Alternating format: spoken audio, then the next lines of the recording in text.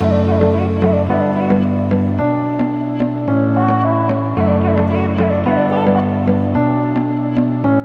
उसको शू बोल लो, डबोडी मत बोलो, मुझे अच्छा नहीं लगता।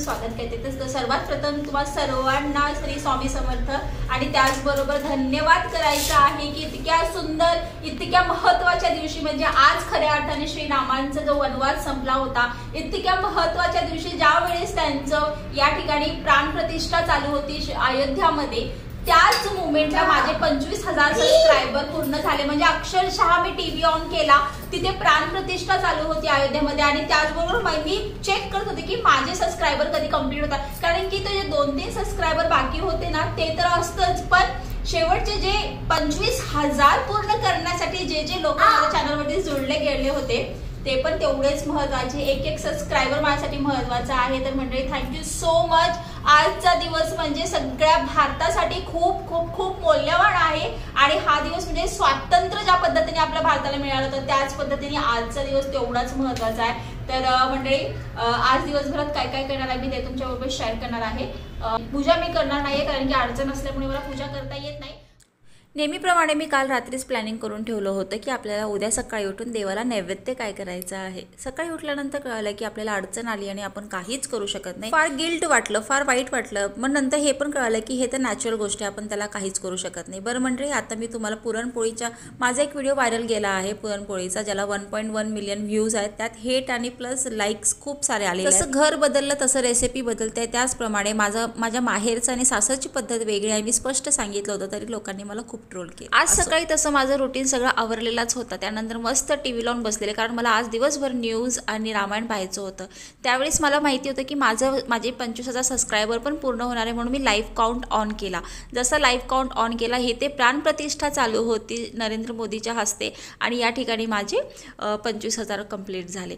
तर हे म्हणजे हे दोन्ही गोष्टी इतक्या छान जुळून आल्या ना, भारताने आजच्या दिवशी एक महत्त्वाचा टप्पा पार पाडला आहे। त्याचबरोबर माझ्या करिअरच्या रिलेटेड माझाही एक पुढचा पाऊल उचलला गेला आहे। त्यामुळे माझं थोडंसं पोट दुखणं बंद झालंय आणि ना मी 2 दिवसापासून शाळेत जात नाहीये कारण माझ्या पोटात दुखत होतं। माझा नाश्ता झालेला आहे। आता मी प्लेन दूध आणि पोहे खाल्लेले आहे। मी प्लेन दूध काऊन पितेय कारण माझ्या आईला कमेंट आलेली की बोर्मिटा प्यायचं नसतं जास्त, कारण त्याच्यामध्ये जास्त साखर असते। तर मी आता हे औषध पिणार आहे। 7.5 ml प्यायला सांगितलं आहे सकाळ संध्याकाळ। तुम्ही मला इतकं लाड केलं, तुम्हाला रडू आलं तर मला पण वाईट वाटलेलं। दुपारी 12 वाजता मी शिवचरणला झोपी घातलं, कारण की तो झोपल्यानंतर मला एक्स्ट्राची कामं करता येतात। तो झोपल्यानंतर मी काय केलं, त्याला सर्वात आधी टिक्का लावण्याचा प्रयत्न करत होते। मला श्रीरामांसारखं त्याचं गेटअप करायचं होता, त्याला तयार करायचं होतं त्या वेशभूषामध्ये, पण काही ते जमलंच नाही। तुम्ही बघू शकताय टिक्का त्यांनी लावू दिलंच नाही, पण शेवटी असा वसा लावला।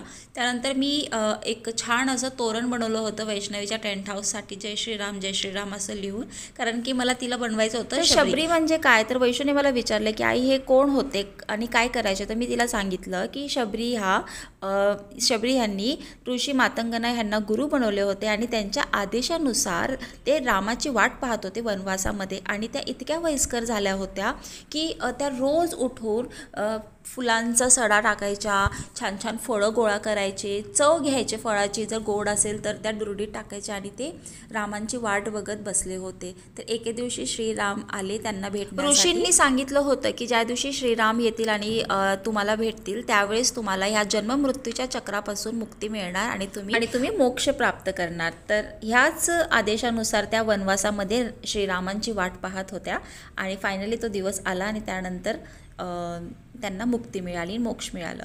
तर अशाच पद्धतीने मी छोटंसं गेटअप घरामध्ये केलं होतं मुलांचं, पण ते झालं उलटंच। इथे माझा शिवभा शबरीला खाऊ घालतोय, म्हणजे वैशूला खाऊ घालतोय। मंडळी सगळा प्लॅन चौपट झालेला आहे। आमचे राम सायकल घेऊन बाहेर पळाले आहे, ते का ऐकायला तयार नाहीये।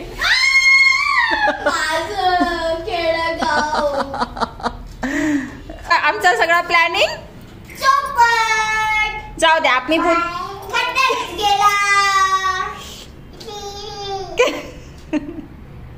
कुठल्याही देवाचा अपमान होण्यापेक्षा मी जास्त काही घुसले नाही आणि मुलांना थोडंसं एक एंटरटेनिंग म्हणून आणि त्यांना थोडंसं इतिहास आपला जाणून दिला आज. आणि शिवचराला तर काही कळतच नाही असल्यामुळे पण मी वैशूला समजून सांगितलं की आजच्या दिवसाचं महत्त्व काय आहे. तर ठीक आहे, मग अशा पद्धतीने तुम्ही पाहू शकताय की घरामध्ये किती पसारा झालेला आहे. म्हणजे सगळं म्हणजे मी 15 मिनटं त्यांना दिले होते की 15 मिनटात तुम्हाला केवढं काय काय खेळायचं खेळून घ्या. 15 मिनटानंतर मी घर क्लीन करेल आणि मग अजिबात घाण करायचं नाही असं मी म्हणते खरं सोडा, पण ते घाण होतच राहतं. आईचं जीवन म्हटल्यानंतर हे असंच असते. मला दिवसातनं 5-6 वेळा तर नाही म्हटलं तर 5 ते 6 वेळा तरी मला घर झाडावंच लागतं.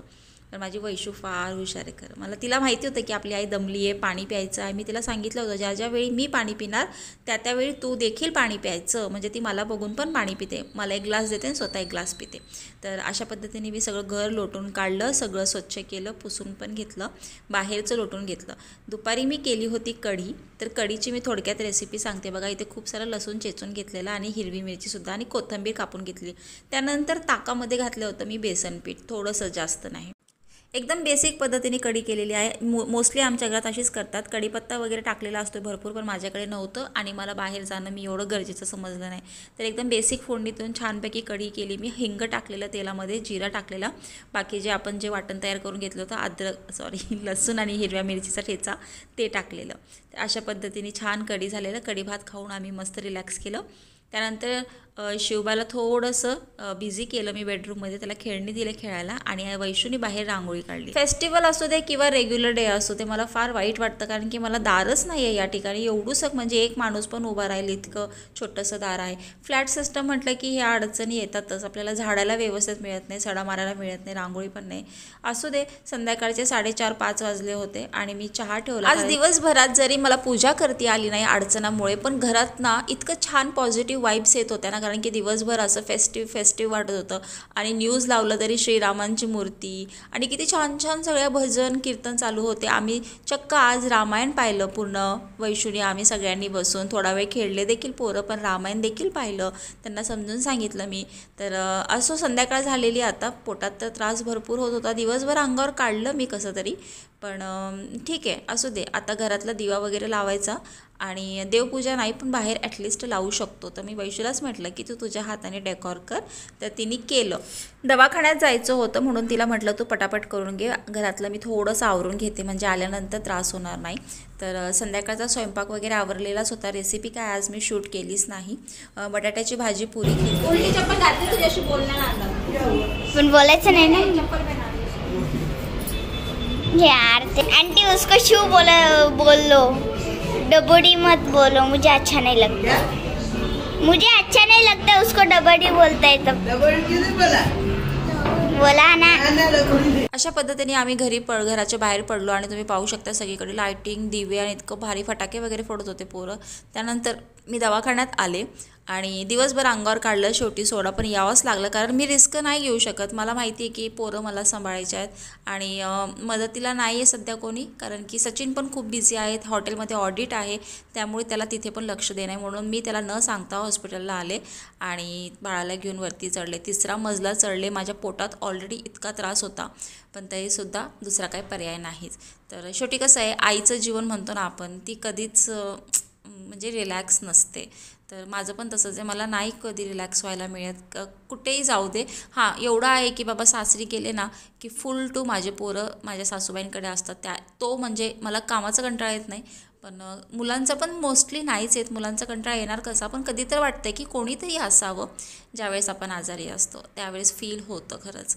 तर असो, नवऱ्याला पण काही मी त्रास नाही देते कारण की का ऑडिट पण तेवढंच महत्त्वाचं आहे. अजून पुढचे 2 दिवस आहे तर फायनल. तर असू दे. आता मी भांडे घासून घेतले रात्रीचे.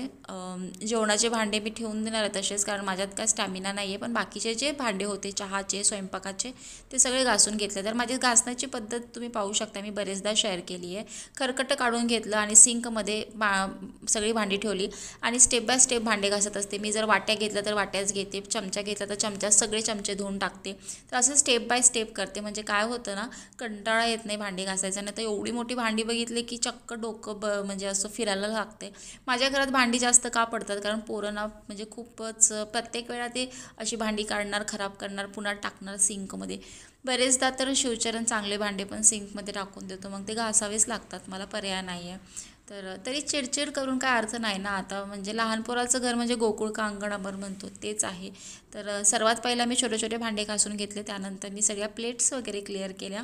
तर भांडे घासून मी बाहेर सिंकमध्ये न टाकता बाहेर ठेवते किचन ओट्यावरती, आणि त्यानंतर एक एक भांडं उचलून मी धुत असते. ह्याचं कारण पण मी बरेचदा शेअर केलं आहे, पण आता नवीन नवीन लोक जॉईन होत आहेत ना चॅनलवरती, म्हणून मी पुन्हा सांगते आहे.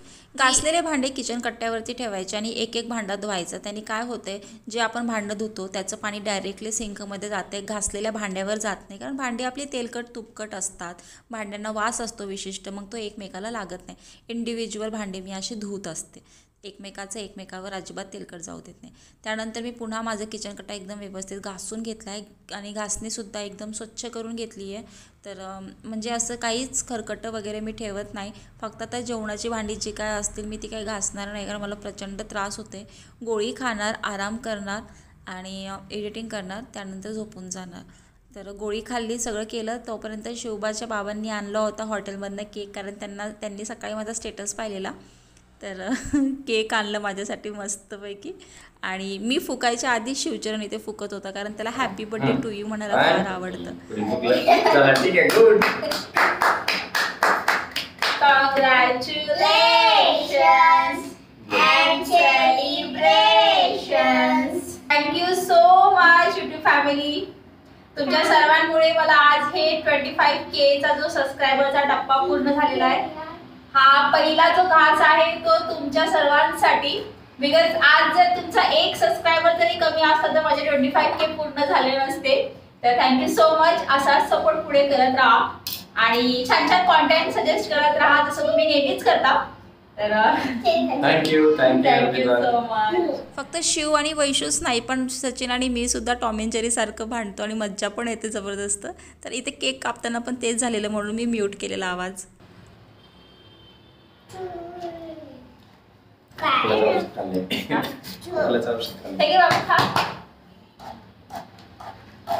तर असे भरपूर सेलिब्रेशन येत राहणार आहे, चांगल्या पद्धतीने आपण देखील करू. तर आता मी केक खातो आणि खूप सारं प्रेम आणि सपोर्ट दिल्याबद्दल तुमचं खरंच मनापासून मी धन्यवाद करते. तर चला तर मग आजचा व्लॉग इथेच एंड करते. थँक्यू.